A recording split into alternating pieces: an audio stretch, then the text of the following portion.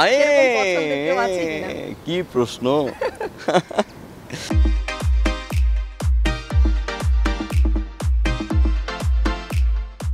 দর্শক, স্বাগত জানাচ্ছি সময় এন্টারটেইনমেন্টের আজকের এপিসোডে। আপনাদের সাথে আছি আমি প্রান্তি সারোয়ার। দর্শক, প্রতিদিনই আমরা নতুন কোনো তারকাকে নিয়ে আপনাদের সামনে হাজির হই, জানাই তাদের জানা অজানা অনেক গল্প। আজও তার ব্যতিক্রম হয়নি। আমার সাথে এই মুহূর্তে উপস্থিত আছেন এই সময়ের জনপ্রিয় অভিনেতা মুশফিক আর ফারহান। তো দর্শক, আর কথা না বাড়িয়ে সরাসরি চলে যাচ্ছি তার কাছে। কেমন আছেন ভাইয়া? ভালো আছি, আপনি কেমন আছেন প্রান্তি? জি, ভালো আছি। আপনি এখানে কোন কাজের শুটিংয়ে আছেন? আমি এখন আছি মূলত মোস্তফা কামাল রাজভাইট সেটে। ট্রু স্টোরি ফিকশনের নাম, এটা শুট চলছে। করোনা পরবর্তী এটাই কি প্রথম কাজ, নাকি এর আগেও কাজ করেছেন? না, এর আগে আমার অনেক কাজ হয়েছে আর কি। আপনার নতুন কি কোনো কাজ নিয়ে আপনি সামনে আসছেন? একটা কাজের শ্যুট শেষ, ট্রেইলার অন এয়ার। আমি জানি না যে আমার এই ইন্টারভিউটা যখন অন এয়ার হবে তখন হয়তো ফুল ফিকশনটাই অন এয়ার হবে। ফিকশনটার নাম হচ্ছে king of Sutrapur, directed by Nazmul Hasan. আর আরেকটা কাজের শ্যুট শেষ হলো ড্যাম বয়, এইটার ডিরেকশন দিয়েছে মাহমুদ মাহিন। আর আজকে তো শ্যুট করছি ট্রু স্টোরির। সো তিনটা কাজ আমার রিসেন্টলি রানিং। আপনার নতুন একটা কাজের ট্রেলার দেখলাম, সে সম্পর্কে যদি কিছু জানাতেন। কিং অফ সূত্রাপুরের শুটিংটা মূলত আমরা করেছিলাম পুরান ঢাকাতে। সো পুরান ঢাকাতে যখন আমরা শ্যুট করি, আমার কিং অফ সূত্রাপুরের দুইটা লুক আছে। একটা লুক হচ্ছে যখন ক্যারেক্টারটা অনগোয়িং, মানে একটা পর্যায়ে গিয়ে ক্যারেক্টারটা জেলে চলে যায় ফর 3 ইয়ার্স। সো 3 বছরের আগের একটা লুক দেখা যায়, জেল থেকে বের হওয়ার পরে আরেকটা লুক থাকে, মানে জেলে এতদিন থাকার পর আসলে যে লুকটা থাকে সেই লুকটা দেখা যায় আর কি। সো আমার শেষের পার্টটা শ্যুট করতে হয়েছে আমার আগে। এটা একটা চ্যালেঞ্জিং ছিল। লাইক নাটকের আমাদের যেই ফিকশনটা শ্যুট হলো, সেই ফিকশনের আপনি শেষের পার্টটুকু যদি আগে করা হয় তাহলে একটা অবশ্যই অ্যাক্টিংয়ের জন্য খুবই চ্যালেঞ্জিং থাকে আর কি। সো ওই চ্যালেঞ্জটা ফেস করতে হয়েছে। আর ডায়লগ, যে ডায়লগটা ভাইরাল হয়, ওইটা কিং অফ সূত্রাপুরেরই একটা ডায়লগ ছিল। তো দেখি ভালোই রেসপন্স সবার কাছ থেকে পাচ্ছি। এই ট্রেলারে আপনার আলোচিত একটি ডায়লগ আছে, যদি দর্শকদের উদ্দেশ্যে সেটা একটু শোনান। কিং অফ সূত্রপুরের ওই ডায়লগটা মূলত হচ্ছে কমিশনারের যেই ছেলে থাকে তার পায়ে আমি গুলি করে দিই। সো গুলি করার পরে তো মানে ও যে কমিশনারের ছেলে, সে হচ্ছে অলওয়েজ একের জিনিস সে খুঁজে বেড়ায়। আমার এটা একের লাগবে, ওইটা একের লাগবে, ঠিক আছে, মানে একের করতে থাকে। সো যখন আমি ওর পায়ে গুলি করি, তো তখন গুলি করার পরে মূলত ডায়লগটা এরকম ছিল, বাবু সিকদার বুঝস না, এই আর কি। আপনার বেশ কিছু নাটকে ভাষার কিছুটা ভিন্নতা দেখা গেছে, যেটা দর্শক সমালোচনা করেছে। তো এ সম্বন্ধে যদি কিছু একটু আমাদেরকে বলেন। দেখেন, আমি অভিনেতা হিসেবে বলবো যে নিউ ওয়ার্ড একটা অভিনেতা, মানে অনেক চ্যালেঞ্জিং ক্যারেক্টারই আমি এখন পর্যন্ত করিনি বা করার চেষ্টা করছি। তো সেই জায়গা থেকে, আমার জায়গা থেকে আসলে ফিল্টার করার অপশনটা, মানে একটা অভিনেতা যখন এস্টাবলিশড হয় তার আগে ফিল্টার করার অপশনটা একটু টাফ হয়। সো আমি আমার জায়গা থেকে বলবো যে ছোট একটা অভিনেতা, সেই জায়গা থেকে আমি চেষ্টা করছি ফিল্টার করার জন্য, যাতে আমার কাজগুলোতে একটু কোয়ালিটি থাকে এবং যেই মানে কথাগুলো আপনি বললেন সেই বিষয়গুলো যেন আমার কাজে না থাকে, এটা যতটা সম্ভব আমার সাইড থেকে আমি দেখার চেষ্টা করছি। আর দিন শেষে আমরা তো আর্টিস্ট, আমাদের যাদের আন্ডারে বা যাদের কলে আমরা কাজ করি, ডিরেক্টরদের উপর অনেক কিছু থাকে। সো সব কিছু মিলিয়ে, ডিরেক্টরদের কোঅপারেশন, আমাদের কোঅপারেশন, সব কিছু মিলিয়ে চেষ্টা করি ভালো কিছু করার জন্য। সো সেই জায়গা থেকে, আমার জায়গা থেকে আমি চেষ্টা করছি, দেখা যাক সামনে কি করা যায়, তবে ভালো কিছু করার চেষ্টা করছি ইনশাল্লাহ। এমন কোনো নির্মাতা কি আছে যার সাথে কাজ করতে আপনি বেশি স্বাচ্ছন্দ্য বোধ করেন? না, এরকম আসলে স্বাচ্ছন্দ্যবোধটা আমি জানি না। আমার ক্ষেত্রে যেটা হয় যে যাদের সাথে আমার কাজ হয় সবাই খুব আন্তরিক, এবং আমি একটা বিষয় খুব ফলো করি বা মানার চেষ্টা করি, সেটা হচ্ছে যে কাজের আগে টিম মিটিংগুলো করার, প্ল্যানিংগুলো জানার, কি হচ্ছে বা কোথায় যাচ্ছে, গল্পটা কিভাবে টার্ন করবে বা কোন ওয়েতে শুটে যাচ্ছে। সো সিনেমাটোগ্রাফার থেকে শুরু করে যে আমার ডিরেক্টর প্লাস সবার সাথেই চেষ্টা করি একটু মোটামুটি টিম মিটিংটা করার জন্য, যাতে করে প্রত্যেকের প্ল্যান আমি জানতে পারি, কাজ দিন শেষে তো পারফর্মটা আমাকেই করতে হয়। নাটকের চরিত্রে তো কত রকমই দেখতে পাই, ব্যক্তিগত জীবনে ফারহান কেমন? ব্যক্তি জীবনে তবে আমার কো আর্টিস্টরা যতটুকু বলে যে আমি নাকি খুব বেশি প্রফেশনাল,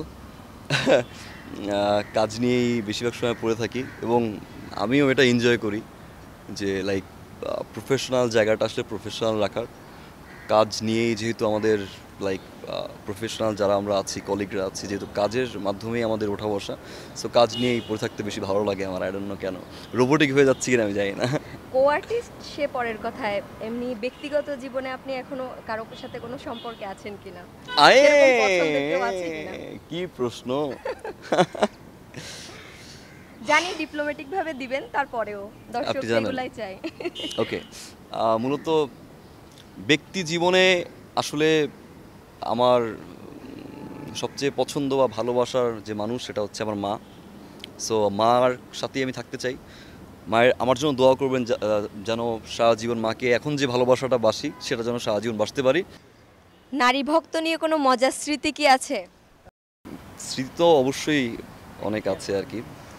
মনে রাখার মতো কোনো একটা স্মৃতি শেয়ার করেন আমাদের সঙ্গে।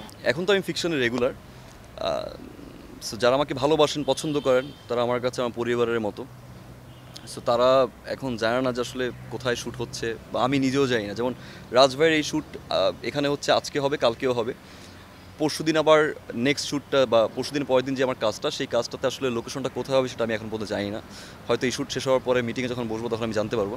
সো তারাও জানে না, তো এখন হয়তো এভাবে খুঁজে পায় না। বাট আমার রেডিওর ক্যারিয়ারে ছোট্ট একটা ঘটনা আছে, সেটা হচ্ছে আমি যখন বাহিরে মুভ করি তখন তো মাস্ক পরি বা ক্যাপ পরি। তো লিফটে যখন আমি উঠছিলাম রেডিওতে, তো তখন আমার একজন ফ্যান, উনি পাশে ছিলেন, লিফটেই ছিলেন। তো আমি যখন ঢুকে যখন আমি তো লিফটে বসে মাস্ক খুললাম আর ক্যাপ খুললাম, সো উনি তখন রিয়েলাইজ করলো যেটা আমি। সো তখন ওইখানে উনি লাইক কি বলে, মানে তাকালো, ওইভাবে পড়ে গেল নিচে। তো তখন লিফটে যারা ছিল সবাই পাজল হয়ে গেল যে কী ব্যাপার, কী হলো। তো সবাই মিলে ধরে রেডিওতে বসিয়ে তারপরে ওনার মুখে পানি দিল, পরে উনি লাইক কথা বললো আর কি। সো এটা আমার কাছে ইন্টারেস্টিং মনে হলো যে ওকে। ভাইয়া, আপনার কাছে প্রেমের সংজ্ঞাটা কি?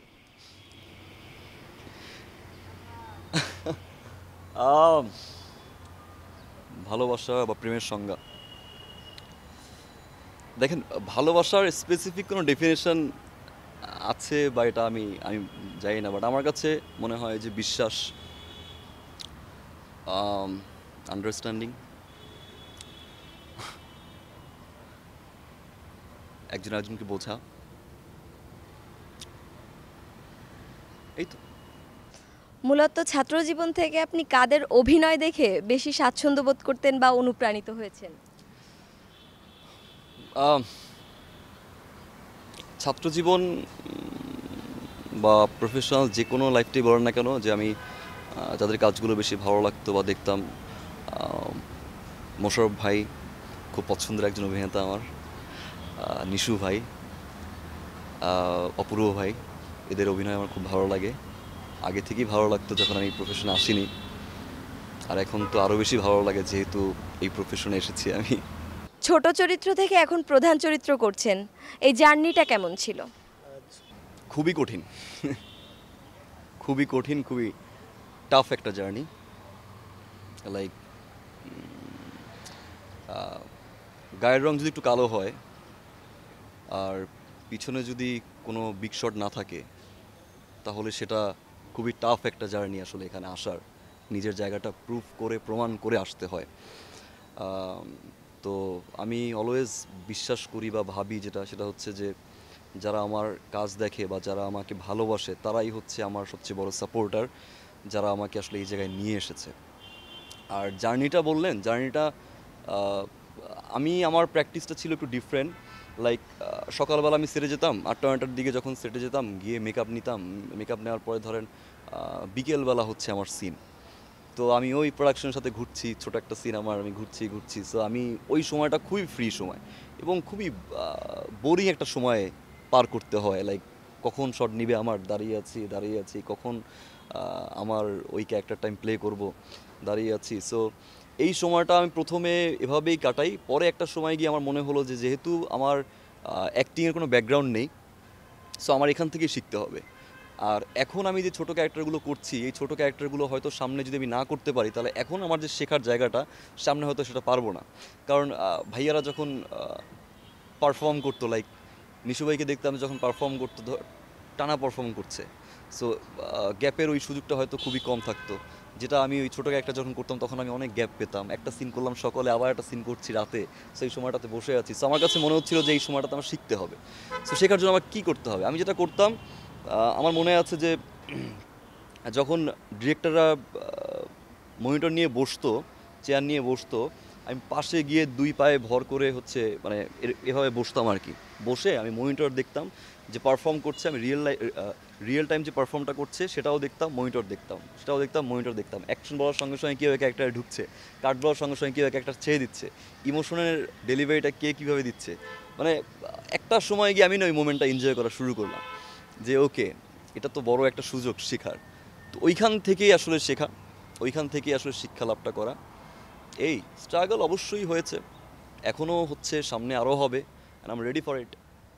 ওই সময়টা কাদের সবচেয়ে বেশি সহযোগিতা আপনি পেয়েছেন?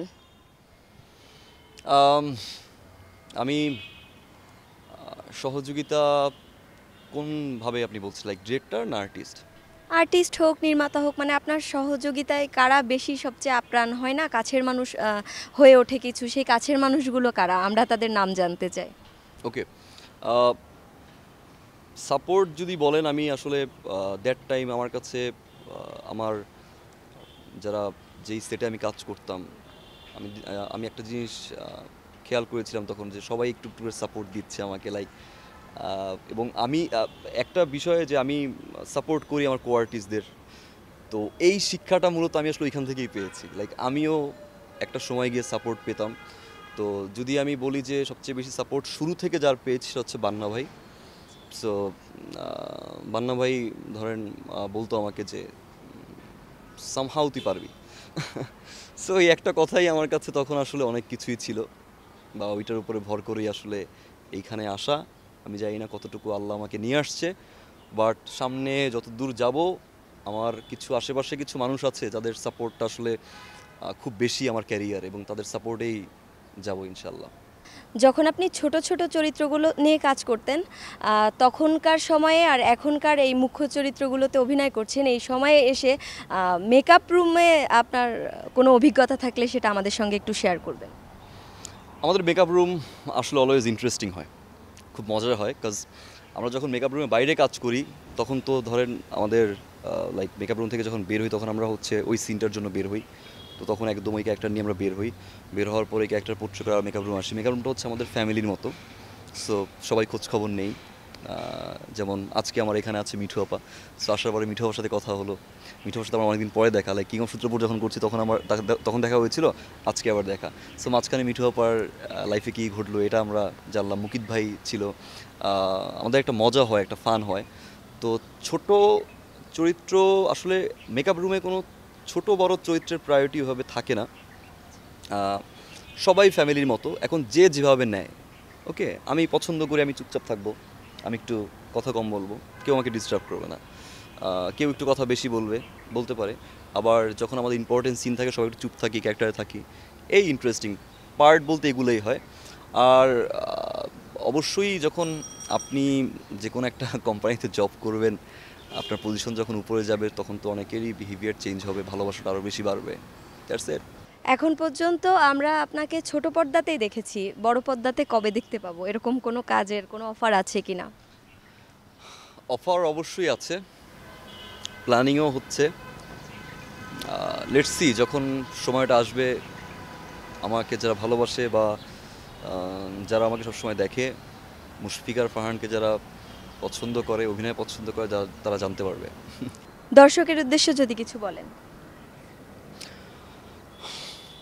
থ্যাংক ইউ যারা আমাকে ভালোবাসেন, আমার কাজকে ভালোবাসেন।